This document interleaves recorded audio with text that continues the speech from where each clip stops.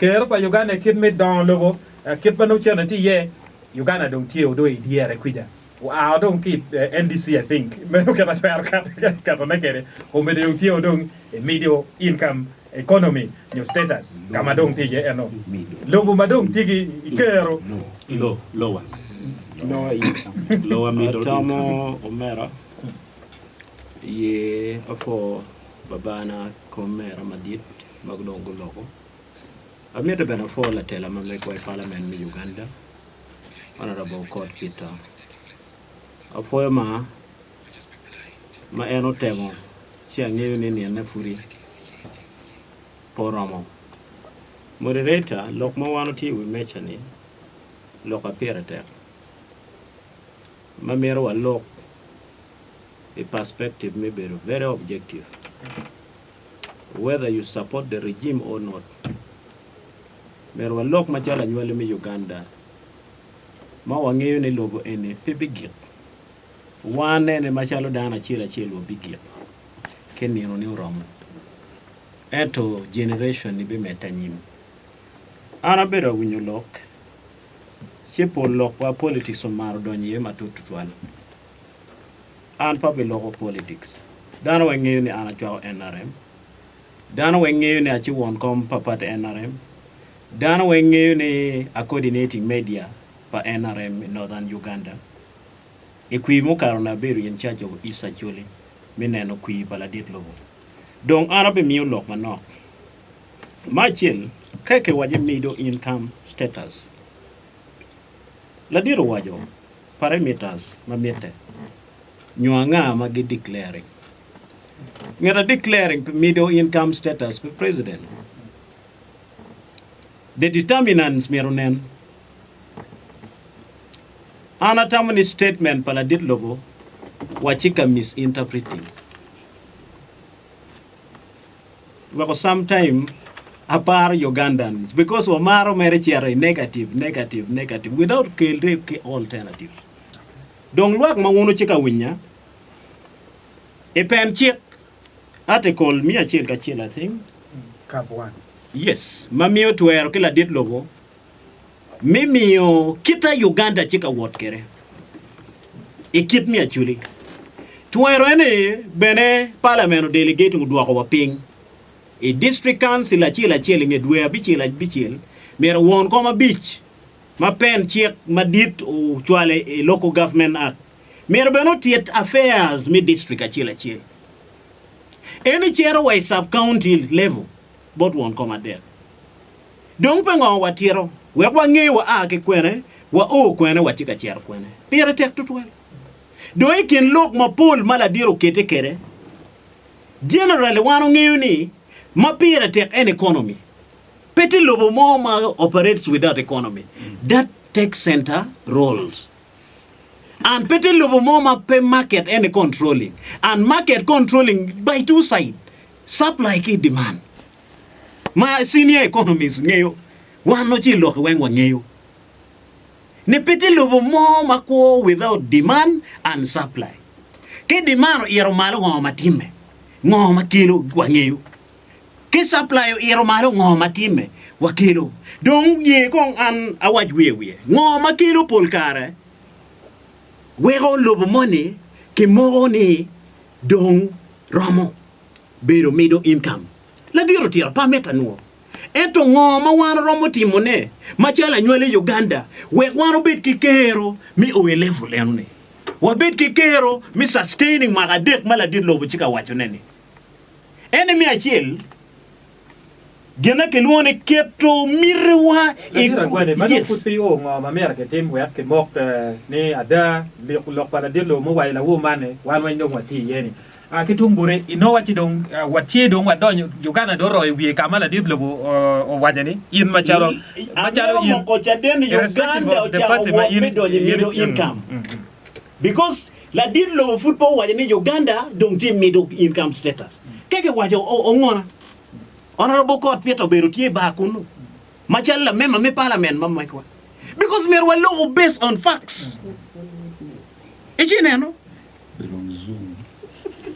kono beri zoom kono beri ngo ubero ti anati ma following ke kama ti ye I when you look pala di lobo I even have his speech ini neno ni pete kamo mala di lobo do declaring Uganda chi middle income status eno wajene wachi ko yo don wachi ka what o miyo la bol districts maroma biero ko Uganda chi wo mo che donyo kenyo donyo dongo ti kenyo eno wega tika wa ngo America timu yake sustaining yeah moderator Joma declaring tie ya peke logo mere beson paper okay manyuti la dindo wajene kama do yes kama eno wajoni you wajene kama ke yini neno district abier ma eno wajene ena da dongo o eno pe wengo we eno waju jambe eno ni waye tini media coordinator pa te NRM yes work in pen tot pale ya chule keneni ket madam tikati monekere kay por ke lok para dillo ni imoko ni ada machalo Acholi sub region dano dong tie kama dong la dillo tika wachene ni eneno ba mera ena ke wajo ni per capita ke kwero ni ilo mo ke ken baby no chende dano holo nywen Moderator. Per capita kita kigine kere le winya moderator anati inform furati inform We're reporting. I am informed. All right. We're going to win me. Acholi ma. We're reporting. The deal of Wachi. Remember the locusts, the rising water of the lakes, the floating highlands, the landslide, the terrorist bombs artificially caused by the Ukraine war. In spite of all this, the Uganda economy by the target time in the next few days will stand at US dollars 45.7 trillion by the exchange rate method and the US dollars 131.6 billion by the PPP method. This means that the GDP per capita is now US dollars 1046.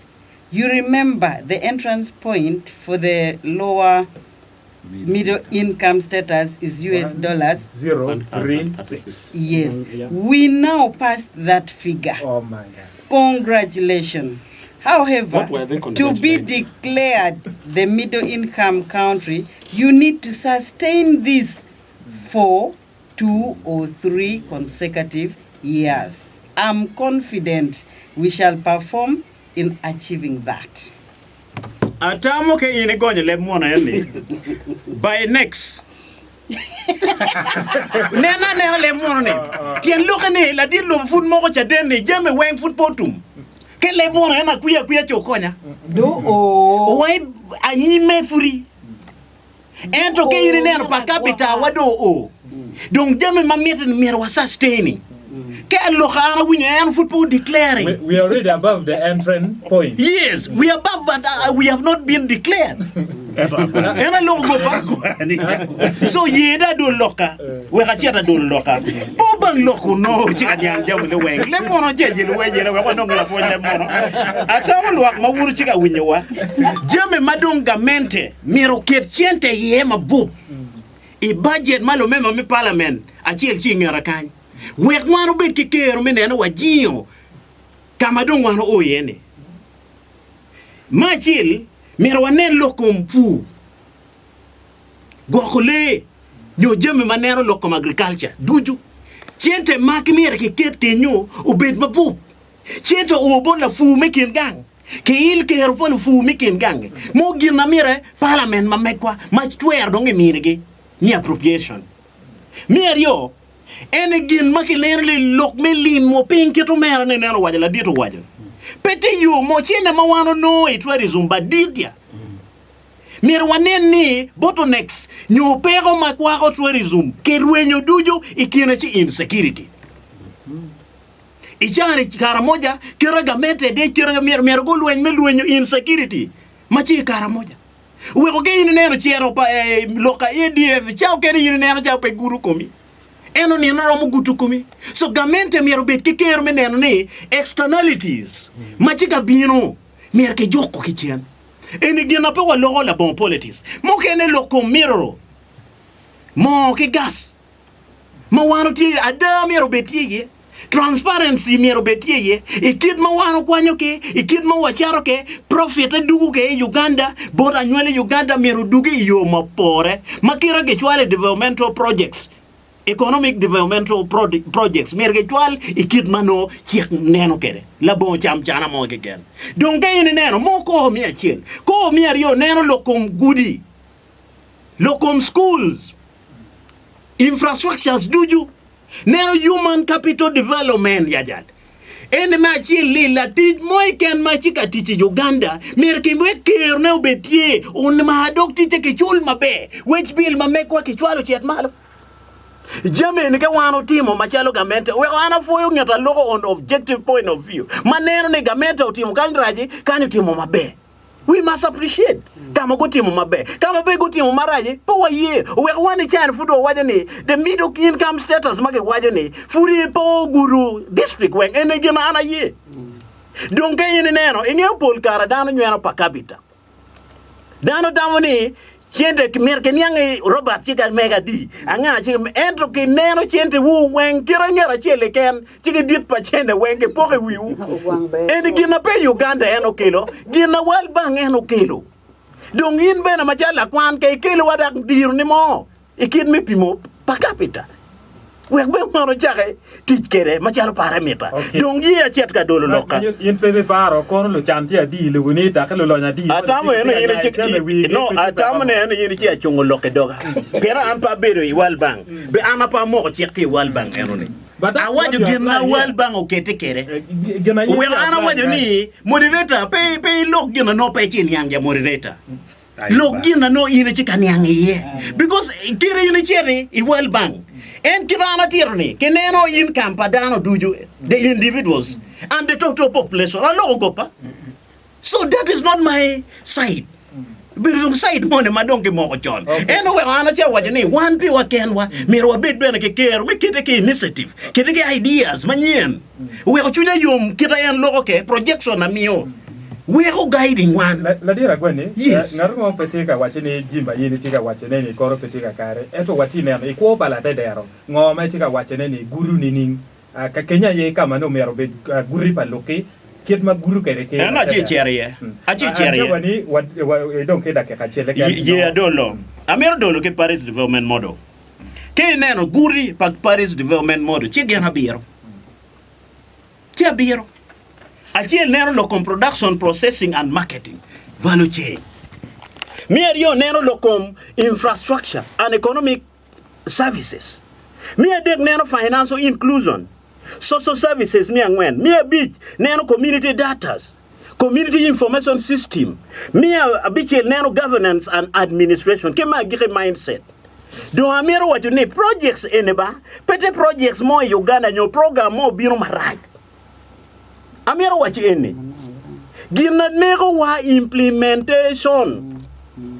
My implementation the central government it can be no a district board won't come a bit chikai. Be no one come a day no let's not politicize my brother. One come NRM has never received any government funding. On record, give me the detail. He has never received. But so ye don't look because come on local politics on one thing. Ajole moderator ke here.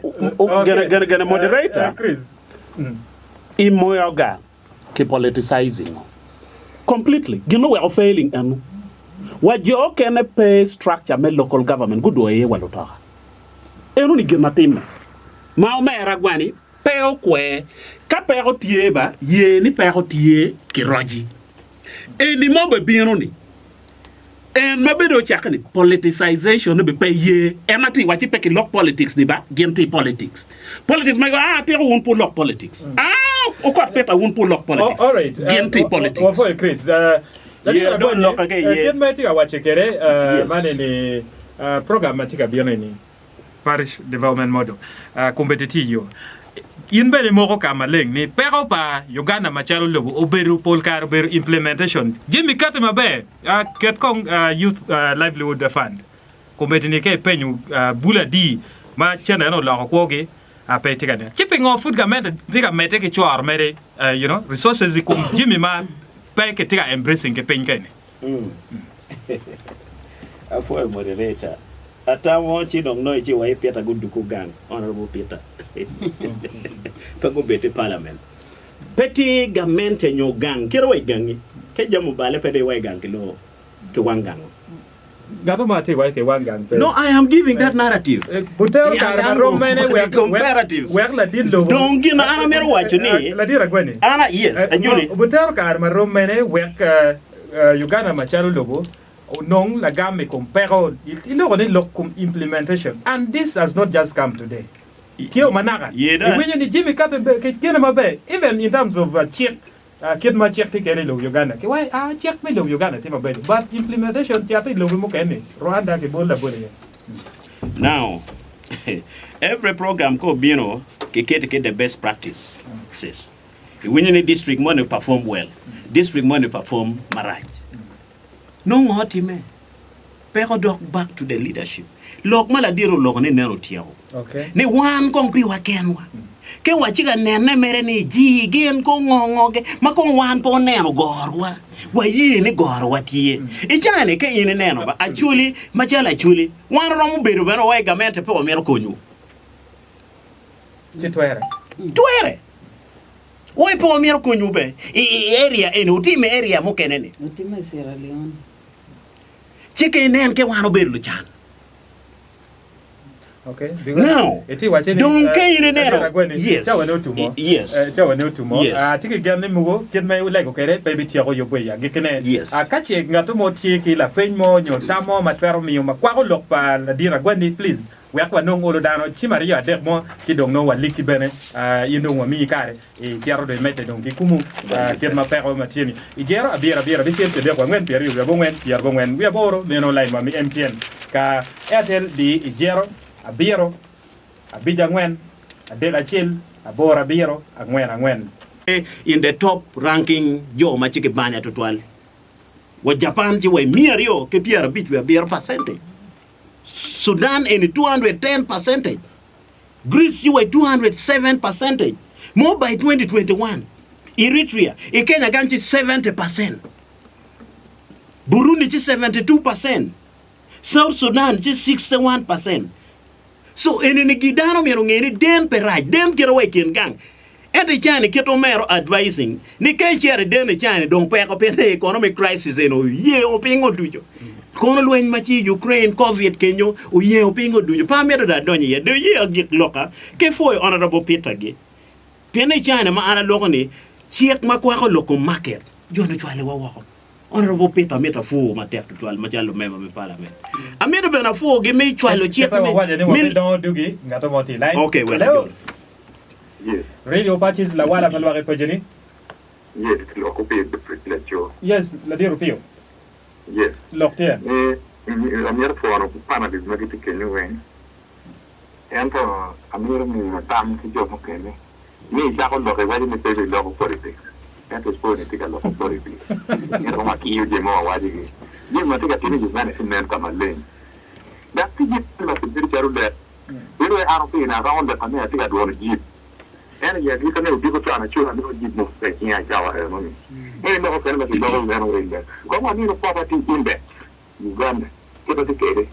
Tam kita tiga biru kere. Ni tika bi. Ben na ga ni ben pe raj. Ito di pero ben priority rate ma. Ki ya gi kame gi ko sa men e ka ini cher ka men ni ko ro mani ben na man. Ni ma ti me lo kumpen because of economic crisis ma ti lo. Tempo be ka armi. Ma io gata yu ti me ma ti lo eni ma be. Io gana ka ma ko ra do ti deli from here. Ti me ti do ku ri ka jo ma nakia. Wa yina gwani romme ti ga ki. Ti do ha na ti mo we ha. Any animal was there to make the enemy. After seeing your dirty now, anything I feel look at Uganda. Can you get now? You can get a splashing. I don't any kind of distributing in my bay. You are not a better man come down. Say you now can suffering get in me. If you will do what you go fast food there. He got Maradana Mara. Well, look at you don't come economy. You will look at the dog like you. Can you do pay? Whatever way my link. Siga do ka wel ma ke waji ni mi do ni yene mo ro ka wa ni passing back ya pa ya no pa ti ni wa ni yin ke ka do ma no na me ka so me no lo caro io mo che ne ka linga poi All right, before la diro pio. Yes, la dira Gwendi. Ye dole mo obira na na nge mabe yo wikila choka. Eno chunya yom ne lok ma mega da ko lok be gina na lok. Aya bas. Yes. Because ana mo ko cha den le den perach eno kita kitiyo kere. Ke kere priority areas. Mo gina na lok. Eno lok mi chente ti bod yo ma no gina na lok.